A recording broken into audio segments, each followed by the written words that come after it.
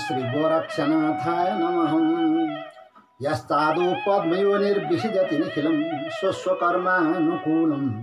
स्थान्ते रुद्रनामा प्रलयवदनं मोहलीनं करोति।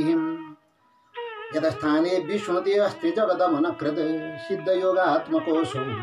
गोरक्षो वाञ्छितानां ततिब्रह्मणकवरतं वः प्रदेयात् त्रिमूर्तिः। यो सत्संग मन्दाकिनी च्यानल हेरेर सुनेर बसिरहनुभएका सम्पूर्ण श्रोतृवृन्दमा म हार्दिक प्रणति समर्पण गर्दछु। आदरणीय सज्जनवृन्द, यो वैशाख शुक्ल पूर्णिमा को दिन भगवान शंकर जी का दिव्यावतार योगावतार गोरखनाथ भगवान को प्राकट्य दिवस पर्दछ र यसै दिनमा भगवान गोरक्षनाथ प्रकट हुनुभएको हो। भगवान गोरक्षनाथलाई ब्रह्मा विष्णु महेश्वर तीनै महान देवताहरूको साझा मूर्तिको रूपमा स्वीकार गरिन्छ, साझा मूर्तिको रूपमा मानिन्छ र त्यसै कारणले गोरक्ष सहस्रनाम नाम गरेका जो ग्रन्थ छन् जसमा भगवान गोरक्षनाथका हजार नामहरूको त्यहाँ उल्लेख गरिएको छ। उहाँका दिव्य प्रभावले परिपूर्ण भएका नामहरू जो त्यहाँ देखाइएको छ र ती नामको सुरुमा मङ्गलाचरण गर्दाखेरि भगवान गोरक्षनाथलाई ब्रह्मा विष्णु महेश्वर यी त्रिमूर्तिको एउटै स्वरूप अर्थात् तीनटा देवताको एउटै स्वरूप भनेर त्यहाँ चर्चा गरिएको छ र त्यहाँ भनिएको छ जसले सृष्टिको सुरुमा सृष्टि गर्नका लागि पद्मयोनि ब्रह्माजीको रूप लिएर सारा चराचर जगतलाई सृष्टि गर्नुहुन्छ, बनाउन खडा गर्नुहुन्छ। स्वस्व कर्मानुकूलम, आफ्नो आफ्नो जस्तो जन्मान्तरको कर्म छ त्यही अनुसारको जस्तो किसिमको वासना संस्कार छ त्यही अनुसारको उहाँले सृष्टि गर्नुहुन्छ र जसले महाप्रलयको बेलामा रुद्र रूप लिएर अर्थात् भगवान रुद्रको रूपमा उहाँले सारा प्रपञ्चलाई, सारा जगतलाई, सारा जनतालाई लगेर मायामा गएर विलीन गराउनुहुन्छ, प्रकृतिमा लगेर विलीन गराइदिनुहुन्छ, प्रकृतिमा लगेर सरल राखिदिनुहुन्छ र जुन भगवान गोरखनाथले पालनको अवस्थामा संसारको संरक्षणको बेलामा भगवान विष्णुको स्वरूप धारणा गरेर त्रिजगत अवनकृत भनेर भनिएको छ, तिनै जगतलाई जसले रक्षा गर्नुहुन्छ र जो सिद्ध योगात्मक हुनुहुन्छ, जसका चाहिँ योग सिद्ध छन्, जसका योगको प्रभावले गर्न सक्ने काम केही पनि छैनन्, यस्तो गोरक्ष हो भगवान गोरक्षनाथ वाञ्छितानाम त भनिएको छ। जसले जे कुराहरू चाहन्छन् त्यो कुरा चाहिँ कुराको तति मनभरतम भनिएको छ। ती सारा इच्छाहरू, सारा समग्र इच्छाहरूको जो परिपूर्ति जुन भगवान गोरखनाथले गरिबक्सिन्छ, सम्पूर्ण श्रोताहरूलाई, सम्पूर्ण मनुष्यहरूलाई, सम्पूर्ण प्राणीहरूलाई त्यस्ता भगवान गोरखनाथले प्रदेया त्रिमूर्ति भगवानले चाहिँ त्यस्तो कल्याण प्रदान गरिबक्सियोस्, सबैको इच्छा पुरा गरिदिबक्सियोस् भनेर भगवान गोरखनाथको यहाँ प्रार्थना गरिएको छ र भगवान गोरखनाथ साक्षात् भगवान शङ्करजीको अवतार मानिनुहुन्छ र गोरखनाथ भगवानको गुरु जो मत्स्येन्द्रनाथ हुनुहुन्थ्यो र मत्स्येन्द्रनाथलाई भगवान शङ्करजीको अलिकति श्राप पनि परेको थियो भनेर भनिन्छ। किनभने भगवान शङ्करजीले दिव्य योगको जो रहस्य छ त्यो जब उपदेश गर्न लागिबक्सेको थियो पार्वतीजीलाई पनि र अरू जो सिद्ध पुरुषहरू हुनुहुन्छ उहाँलाई जब सिकाउन लागिबक्सेको थियो त्यतिखेर मत्स्येन्द्रनाथले त्यो माछाको जस्तो रूप लिएर आएर लुकेर जब त्यो ज्ञान सुन्नुभएको थियो र भगवान शङ्करजीलाई जब पछि थाहा भयो र थाहा भएपछि भगवान शङ्करजीले श्राप दिइबक्स्यो, सधैँ तिमीले चाहिँ माछा हुनुपर्छ भनेर र यसरी मत्स्यनाथ सधैँ माछाको रूपमा जब रहनु भएको थियो। तर पछि भगवान गोरक्षनाथको जब अवतार भयो, जब भगवान गोरक्षनाथ प्रकट हुनुभयो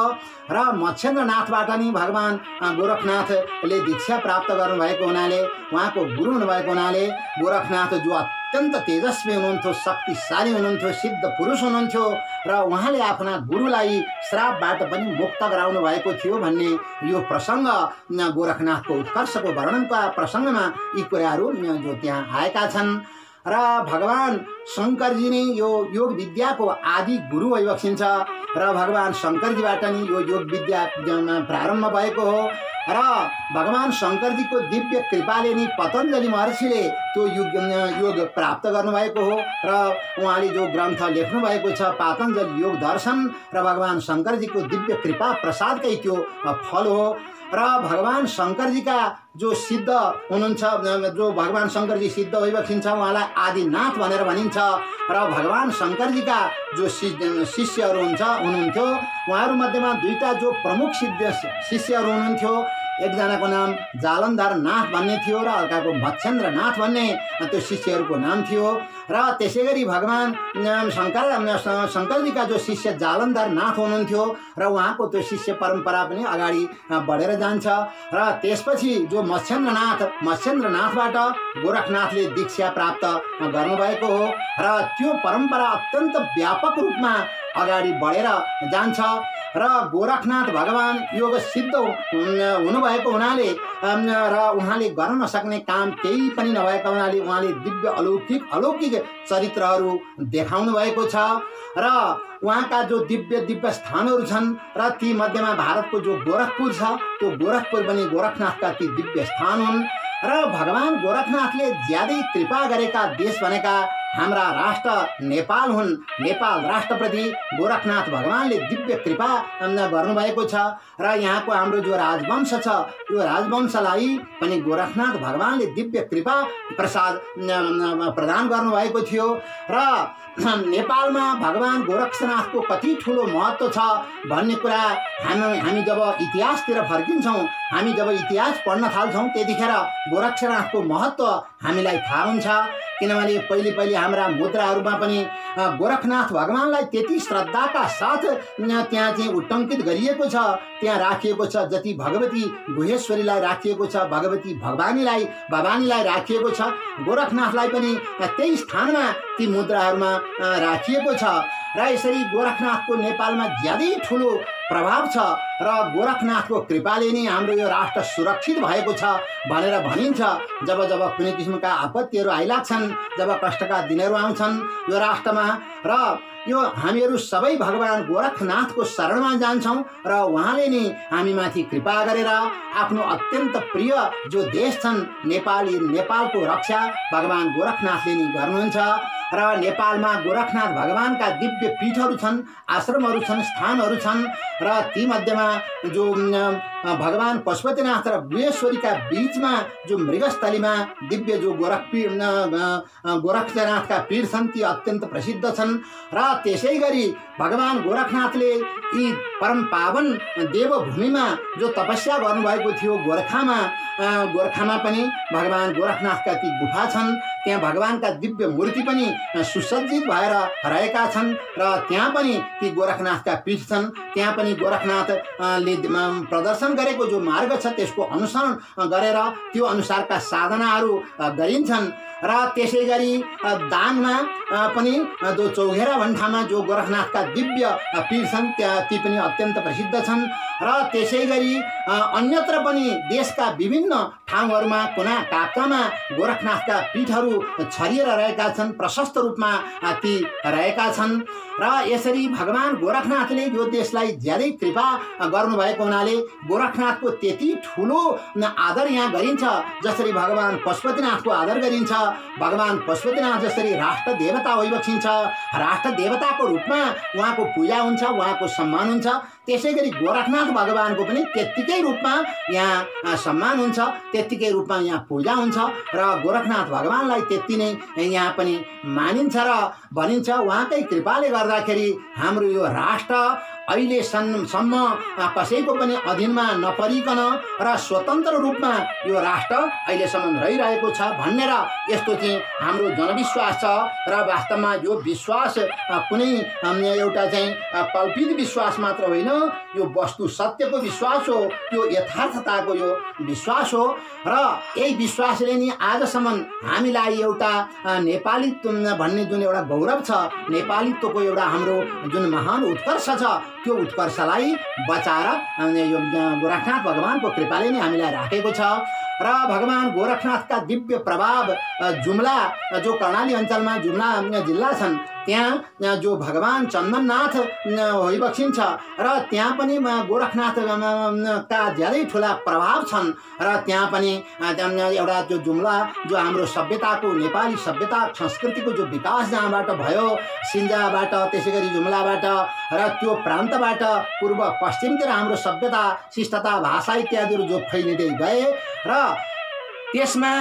त्यहाँ पनि चन्दननाथसँग गोरखनाथ भगवानको सम्बन्ध भएको हुनाले उहाँकै कृपाले नै आज चाहिँ नेपाल यस्तो चाहिँ विस्तार नेपालको विस्तार पृथ्वीनारायण शाहले गर्नुभयो हाम्रा राष्ट्र निर्माताले गर्नुभयो र त्यसै गरी अरू वीरहरूले नेपालको विस्तार गर्नुभयो र यो चाहिँ हामीहरू यो विशाल भूमि भागमा अत्यन्त गौरवपूर्ण रूपमा हामी रहन समर्थ भयौँ र त्यस्ता भगवान गोरखनाथको परम्परा यसरी अविच्छिन्न रूपमा अहिलेसम्म पनि अगाडि बढिरहेको छ हामीले देखिरहेका छौँ त्यही परम्परामा अहिले भारतमा हाम्रो छिमेकी राष्ट्रमा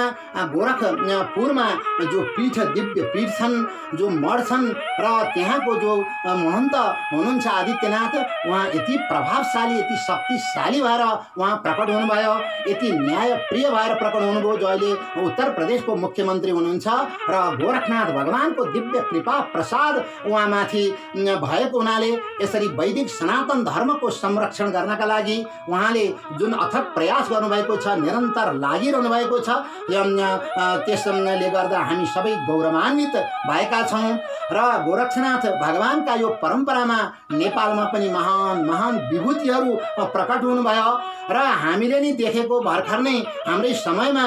जो योगी नरहरिनाथ अत्यन्त शक्तिशाली तेजस्वी ठुलो विद्वान हुनुभयो र उहाँको जो विद्वता हो उहाँले लेखेका जो ग्रन्थहरू छन् त्यसै गरी उहाँका जो भाषणहरू हामी त्यतिखेर सुन्थ्यौँ र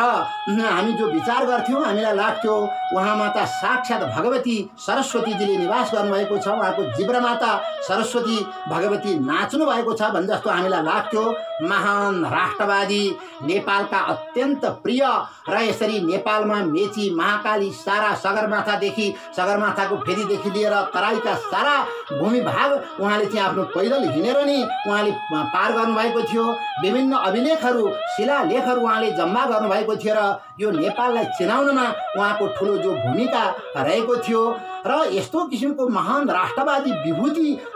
उत्पन्न गर्नका लागि पनि भगवान गोरखनाथकै त्यसमा चाहिँ प्रेरणा थियो त्यस्ता परम पुरुष परमात्मा भगवान शङ्करजीका जो दिव्य अवतार गोरखनाथ भगवानका यी प्राकट्योत्सव गोरखनाथ जयन्ती गोरखनाथ भगवान प्रकट भइबसेका यी वैशाख शुक्ल पूर्णिमाका दिन हामीले पनि हाम्रा राष्ट्रका संरक्षक र यसरी आराध्य जो गोरखनाथ भगवान हुनुहुन्छ उहाँको सम्झना गर्नु उहाँको चिन्तन गर्नु उहाँले बनाएका जो ग्रन्थहरू दिव्य योगका ग्रन्थहरू छन् अरू सनातन धर्मका संरक्षण गर्ने ग्रन्थहरू छन् र उहाँको सबभन्दा ठुलो गोरखनाथको जुन देन छ त्यो भनेको गौको गाईहरूको संरक्षण हो गाई भनेको साक्षात् महालक्ष्मीको स्वरूप हुनुहुन्छ जति हामी गाईको संरक्षण गर्छौँ त्यसै गरी हाम्रो राष्ट्रको संरक्षण हुन्छ हाम्रो राष्ट्रलाई कसैले ठाडो शिर पारेर हेर्न सक्दैनन् कसैले हाम्रो राष्ट्रमाथि औँलो उठाउन सक्दैनन् हामी सधैँ सार्वभौम भएर सुरक्षित भएर रहन सक्छौँ गौ माताको हामीले रक्षा गर्न सक्छौँ भने र त्यो शिक्षा हामीलाई गोरखनाथ भगवानले प्रदान गर्नुभएको हुनाले यस्ता महापुरुषको आज हामीले जुन सम्झना गर्ने सौभाग्य प्राप्त गरेका छौँ यसबाट हामी कृतज्ञ भएका छौँ हामी सबैको उहाँको चिन्तन गरौँ त्यसै गरी उहाँको ध्यान गरौँ उहाँको भजन गरौँ उहाँका उपदेशहरूको मनन गरौँ पालन गरौँ यसैबाट नै हामी सबैको कल्याण हुन्छ र यति भनेर नि आज हजुरहरूको अगाडि भगवान गोरखनाथका विषयमा